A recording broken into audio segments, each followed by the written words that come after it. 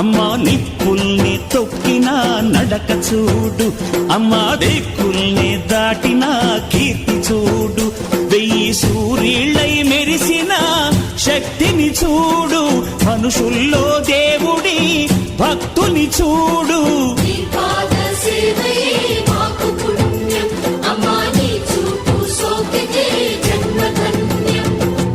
అమ్మా భవాని లోకాల నేలే ఓంకార రూపమమ్మా, తల్లిని మహిమల్ని చూపవమ్మా.